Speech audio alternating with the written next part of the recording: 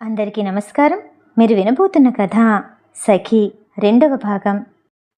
భానుమతి లక్ష్మి గుడిలో పూజ చేస్తున్న సమయంలో అక్కడ అర్జున్ ఖుషీ మెడలో తాళి కట్టడానికి సిద్ధంగా ఉన్నాడు. అర్జున్ చుట్టూ ఉన్నవాళ్ళు అతన్ని చూస్తూ రకరకాలుగా మాట్లాడుకుంటున్నారు.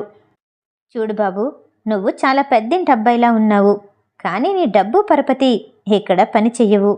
గుంపులో ఉన్న ఓ పెద్ద మనిషి అర్జున్కి ఎదురుగా వచ్చి అన్నాడు. పక్కనే ఉన్న అన్వేష్ని చూసి, ఈ అబ్బాయి కూడా మీ ఇంటివాడేనా అని చిరాగ్గా అన్నాడు. అర్జున్ అన్వేష్ ఏం మాట్లాడలేదు. ఈ ఊరు మొత్తం అంతా చూసింది, మేమంతా కనిపెడుతూనే ఉంటాం.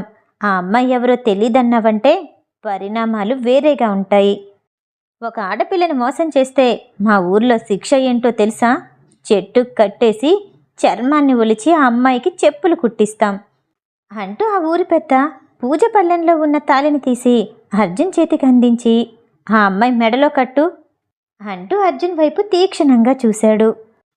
ఖుషీ వైపు కోపంగా చూస్తూనే ఆ తాళిని అందుకొని మరో మార్గం లేక ఆమె మెడలో 3 ముళ్ళు వేశాడు. ఆ ఇద్దరి మొహాల్లో సంతోషం లేదు, కళ్ళల్లో కోపం. చేతుల్లో ఆయుధాలు లేవు, కానీ ఒకరినొకరు చంపుకునేలా చూసుకున్నారు. ఆ ఊరి గ్రామాధికారి ఖుషీని చూస్తూ, ఈ తాళిని నీ పెళ్లి కోసం ప్రార్థించి మీ అమ్మాయి ఈ గుడికి ఇచ్చింది, ఇప్పుడు నీ మెడకి చేరింది. ఎల్లవేళలా ఇద్దరూ సంతోషంగా ఉండండి అంటూ దీవించాడు గ్రామాధికారి. ఖుషి అతని వైపు చూస్తూ ఇబ్బందిగా నవ్వి అసలేం జరిగిందో గుర్తు చేసుకుంది. అదేవిధంగా అర్జున్ కూడా ఆలోచిస్తూ ఉన్నాడు. వ్యాపారం పని మీద తన BMW కారులో బయలుదేరిన అర్జున్ ఆ రాత్రివేళ దారి తప్పి ఆ కొండకి ఓ పక్కగా ఉన్న మట్టి దారిలో మధ్యలో ఆగిపోయాడు. చుట్టూ తిరిగి చూశాడు. అలాంటి మట్టి దారులే చాలా కనిపించాయి. అక్కడ ట్రాఫిక్ చాలా తక్కువగా ఉంది. గ్రామస్తులు మాత్రమే తిరిగే దారది. చుట్టూ చీకటిగా ఉండటంతో ఎటూ వెళ్ళలేక ఆ రాత్రివేళ కారులోనే గడిపేశాడు. సరిగ్గా ఉదయం 6 అవుతూ ఉండగా అన్వేష్ కాల్ చేశాడు. అర్జున్ కాల్ పికప్ చేయగానే అతని మాట వినకుండానే, హే అర్జున్, ఎక్కడున్నావు? ఇవాళ నీ బర్త్డే, నాకు ఖచ్చితంగా పార్టీ కావాలి. పార్టీ కోసం ఎంతగా ఎదురు చూస్తున్నానో తెలుసా? కమాన్ బాయ్ అంటూ కృష్ణ మాట్లాడుతూనే ఉన్నాడు. అన్వేష్ మాటని మధ్యలో ఆపి, ఈడియట్, ఏ టైంలో ఏం మాట్లాడాలో తెలీదా? నేను అసలు ఇక్కడ టెన్షన్లో ఉన్నాను. అసలు ఎక్కడున్నానో తెలుసుకోవాల్సిన అవసరం లేదా? నోర్ముయ్ అంటూ అన్వేష్ మాటలకి అడ్డుపడుతూ గట్టిగా అరిచేశాడు అర్జున్. ఇప్పుడు నన్నెందుకు తిడుతున్నాడు? ఎప్పుడు చూసినా అరుస్తూనే ఉంటాడు. ఎప్పుడో గుడిలో ప్రసాదం దొంగతనంగా తిన్నందుకు ఇప్పుడు కూడా తిట్టాలా? రాను రాను గాండ్రించే సింహంలా తయారయ్యాడు అంటూ తల పట్టుకొని తనలో తనే అనుకున్నాడు అన్వేష్. నేనిక్కడ స్టక్ అయిపోయాను. ఈ దారి అంతా అస్తవ్యస్తంగా ఉంది. ఇక్కడి నుండి కారు ముందుకు వెళ్ళటం లేదు. మట్టిలో కారు టైర్ ఇరుక్కుపోయింది. తనలో ఉన్న కోపాన్నంతా అణుచుకొని విసుగ్గా చెప్పాడు అర్జున్. ఓహ్, అంతేనా? ఇది చాలా లైట్. ఇంకా ఏం జరిగిందోనని భయపడిపోయానురా సామి. ఇది ఒక మంచి ఎక్స్పీరియన్స్ రాజా. ఎవరినైనా తీసుకొస్తాను, 6 గంటలు నీ ముందుంటాను అంటూ చాలా తేలిగ్గా చెప్పాడు అన్వేష్. ఇక్కడికి రావడానికి 4 గంటలు పడుతుంది, 6 గంటలు ఎలా వస్తావు? కోపంతో ఉన్న అర్జున్ గట్టిగా అరిచేశాడు. అంటే ఏదో 1 గంట అని చెప్తాం, అంత మాత్రాన 1 గంటగా వచ్చేస్తామా? 4 గంటలు లేదంటే 5 గంటల్లో చేరుకుంటాను అంటూ తన్ని తాను సమర్థించుకుంటూ చెప్పాడు అన్వేష్. ఏదో ఒకటి చేసి చావు అని వెంటనే కాల్ కట్ చేశాడు అర్జున్. అన్వేష్ అర్జున్ తండ్రి ధనుంజయ్తో చెప్పి వెంటనే అక్కడి నుండి బయలుదేరపోయాడు. అది నీ వల్ల అవుతుందా? ఆఫీస్ నుండి ఎవరినైనా పంపనా? కంగారుగా అడిగాడు ధనుంజయ్. చూడు మామా, ఈ అన్వేష్ తలుచుకున్నాడంటే ఏదైనా జరుగుతుంది.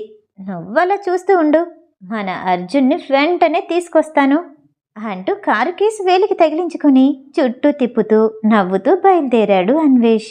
అన్వేష్ అక్కడికి చేరుకునే వరకు అర్జున్ అటు ఇటు దారి కోసం వెతుకుతూనే ఉన్నాడు. మరో 3 గంటల్లో అన్వేష్ అర్జున్ని చేరుకున్నాడు. ఒంటరిగా వచ్చిన అన్వేష్ని చూసి, ఏంటి నువ్వొక్కడివే వచ్చావు? ఎవరినైనా తీసుకొస్తానన్నావు? కోపంగా అన్నాడు అర్జున్.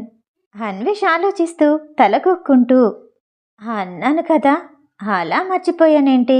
నీ బర్త్డే కదా, పార్టీ ఇస్తావని మర్చిపోయి పరిగెత్తుకుంటూ వచ్చేశాను. సారీ బావా ఇప్పుడేం చేద్దాం నువ్వే చెప్పు. అర్జున్ని చూస్తూ భయపడుతూ అన్నాడు అన్వేష్. అర్జున్కి చాలా కోపం వచ్చింది. ఏం చెయ్యాలో నాకు తెలిస్తే నువ్వెందుకు ఇక్కడికి రావటం అంటూ కారు డోర్ని కోపంగా కాలితో కొడుతూ అన్నాడు అర్జున్. సారీ బావా, మర్చిపోయాను. ఇప్పుడు నేను ఏదో ఒకటి ఆలోచిస్తానుండు అంటూ ప్యాంటు పాకెట్లో చేతిని పెట్టుకుని చుట్టూ చూశాడు అన్వేష్. అక్కడో సన్నని దారి కనిపించింది. నువ్విక్కడే ఉండు, నేనిప్పుడే వస్తాను అంటూ ఆ సన్నని కాలిపాటు ద్వారా ముందుకు వెళ్ళి 10 నిమిషాల్లో వెనక్కి వచ్చాడు. అర్జున్, ఆ దారి గుండా ముందుకు వెళ్తే ఓ ఊరొస్తుంది. అక్కడెవరైనా కనిపిస్తారేమో, వాళ్ళ సహాయం తీసుకుందాం, ఏమంటావు అన్వేష్ హుషారుగా అన్నాడు. ఏమంటాను, వెళ్ళి చద్దామంటాను. ఇంకా ఏమైనా చేయడానికుందా అనుకుంటూ ముందుకు కదిలాడు అర్జున్. వెనకాలే అన్వేష్ కూడా వెళ్ళాడు. ఆ రోజు ఉదయం నిద్రలేచిన ఖుషి ప్రశాంతంగా తన ఇంటి పనంతా పూర్తి చేసుకుని స్నానం చేసి గుడికి బయలుదేరింది. ఆ రోజు కొత్త బట్టల్లో మెరిసిపోతుంది. నెమలి పింఛన్ రంగు లంగా, ముదురు నీలం రంగు ఓనీలో ఉంది. జుట్టుని సగం వరకు అల్లి వదిలేసి తల్లో మల్లెపూల దండ పెట్టుకుంది. మెడలో సన్నని బంగారపు గొలుసు, దానికి 2 హంసలు ఎదురెదురుగా ఉన్నట్టు ఓ చిన్న లాకెట్ ఉంది. అది తన తల్లి గుర్తుగా ఉంచుకుంది ఖుషి. ఆ లాకెట్ని చూడగానే ఎవ్వరికైనా అర్థమైపోతుంది. అది 1980వ దశకంలో చాలా పాపులర్ అయిన మోడల్. అది తన తల్లి గాయత్రి చనిపోయే ముందు చాలా జాగ్రత్తగా ఉంచుకోమని, ఎప్పుడూ తనతోనే ఉంచుకోమని ఆమె చేతుల్లో పెట్టి మరణించింది. గుడికి వెళ్ళి ఇంటికి తిరిగొస్తూ ఉండగా దారి మధ్యలో తన స్నేహితురాలు కనపడగానే ఇద్దరూ కొంత దూరంలో కనపడిన రాతి బల్ల మీద కూర్చొని మాట్లాడుకుంటూ ఉన్నారు. రాధా, అంతా ఎలా జరుగుతుంది? ఇంకా కాలేజ్కి రావా నువ్వు? రాధా పక్కన సంతోషంగా కూర్చొని ఆమె భుజం మీద చెయ్యేస్తూ అడిగింది ఖుషి. ఇంకెలా కాలేజ్కి వస్తాను, త్వరలోనే పెళ్లి కదా, పెళ్లి పనులు పూర్తవుతున్నాయి. బాధ సంతోషం కలగలిపిన భావంతో చెప్పింది రాధా. అవునా, ఇప్పుడు సంతోషంగా ఉన్నావా, బాధగా ఉన్నావా? అయినా నాకొకటి చెప్పు, ఇంత త్వరగా పెళ్ళెందుకు? ఎందుకు ఒప్పుకున్నావు పెళ్ళికి? కొంతకాలం ఆగొచ్చు కదా అని అడిగింది ఖుషి. దాని గురించి ఏం చెప్పమంటావు?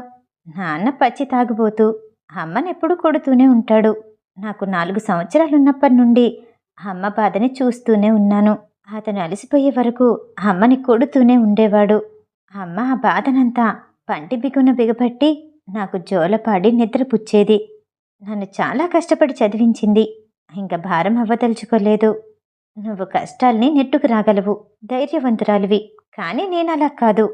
నాకు భయం ఎక్కువ. అమ్మకేమైనా అయితే తట్టుకోలేను. మంచి సంబంధం వచ్చింది, ఇంతకు మించి నన్నెవరు చేసుకుంటారు? అందుకే పెళ్లి కొప్పుకున్నాను. నీకు విషయం చెప్పనా? మా అమ్మ నా కోసం పాటలు పాడేది, చాలా బాగా పాడేది. ఆమె గొంతులో బ్రహ్మదేవుడు తేనె పోశాడేమో. అంతకు మించిన అద్భుతమైన గొంతు ఎక్కడా విననేమో అనుకున్నాను. కానీ అది తప్పు. నువ్వు పాడితే ఎంత బాగుంటుందో తెలుసా? నీ గొంతులో అమృతం ఉంది. మళ్ళీ ఎప్పటికి వింటానో. నా కోసం ఓ పాట పాడవా? రాధా చెప్పిందంతా వినగానే తను అడిగింది కాదనలేకపోయింది ఖుషి. ఓ మంచి పాటని గుర్తు చేసుకుని తీయగా పాడుతూ ఉండగా అప్పుడే దారిలో వెళ్తున్న అర్జున్కి ఆ గొంతు వినపడగానే గ్రీష్మంలో చల్లని గాలి తగిలినట్టు హాయిగా అనిపించింది. ఆ పాడుతున్నదెవరో తెలుసుకోవాలనుకున్నాడు. ఆ పాట వినపడుతున్న వైపు నడుస్తూ ఉండగానే ఖుషి పాడటం ఆపేసి, రాధా, ఇవాళ టౌన్కి వెళ్ళాలి, సర్దుకునేవి చాలా ఉన్నాయి, ఇంకా ఇంటికి వెళ్దాం పదా అంటూ ఇద్దరు మాట్లాడుకుంటూ అక్కడి నుండి వెళ్ళిపోయారు ఖుషి, రాధా. ఖుషి ఇంటికి చేరుకున్న కాసేపటికి అర్జున్ వెతుక్కుంటూ ఆ ఇంటికే వచ్చాడు. అప్పుడే బయటకొచ్చిన ఖుషి అర్జున్ని చూసి ఎవరా అన్నట్టు నిలబడిపోయింది. ఎప్పుడు ఏ అమ్మాయిని అంత మైమరుపుగా చూడని అర్జున్ ఖుషిని చూడగానే చుట్టూ ప్రపంచాన్ని మర్చిపోయి అలా చూస్తూ ఉండిపోయాడు. నా ఏజెన్సీలో ఎంతోమంది మోడలింగ్ చేస్తారు, ఇంత అందమైన అమ్మాయిని ఎప్పుడూ చూడలేదు అని తనలో తనే అనుకుంటూ ఉండగా, ఎవరు ఎవరు కావాలి, మీకెవరు కావాలి అంటూ గట్టిగా అరిచింది ఖుషి. అది నేను మీ దగ్గర ఫ్రెష్ అప్ అవ్వచ్చా? ఒక్కసారిగా స్పృహలోకి వచ్చిన అర్జున్ ఖుషితో మాట్లాడుతూ చుట్టూ చూశాడు. అన్వేష్ ఎక్కడా కనిపించలేదు.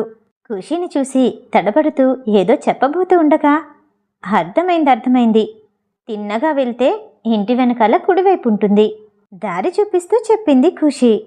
ఆమెకేమర్థమైందో ఏం చెప్పిందో అర్థం కాక, ఏంటది అంటూ అనుమానంగా అడిగాడు. మీరిప్పుడు ఫ్రెష్ అప్ అవ్వాలనుకుంటున్నారు, రెస్ట్ రూమ్కి వెళ్ళాలి. నాకు మీరేం చెప్తున్నారో అర్థమైంది, కానీ నేను ఓ గంట బయటికి వెళ్ళే పనుంది. ఇక్కడ పెద్దగా విలువైన వస్తువులేమీ లేవు. ఈ కీస్ మీకు ఇస్తాను, కావలసినంతసేపు వాడుకోండి. ఆ తర్వాత ఇదిగో ఇక్కడ కీస్ పెట్టండి అంటూ పక్కనే ఉన్న కిటికీ దగ్గర చోటు చూపించింది ఖుషి. అది ఈ ఊర్లో హోటల్స్ ఏమీ లేవా అడిగాడు అర్జున్. ఆ ప్రశ్నకి ఖుషీకి నవ్వు వచ్చింది. గట్టిగా నవ్వేస్తూ, ఏంటి ఈ ఊర్లో హోటల్సా? చదువుకోవడానికి స్కూలు లేదు, హాస్పిటల్స్ లేవు. అయినా మీరెక్కడి నుండి వచ్చారు? ఈ ఊరిని చూస్తే హోటల్స్ ఉన్నట్టు అనిపిస్తుందా?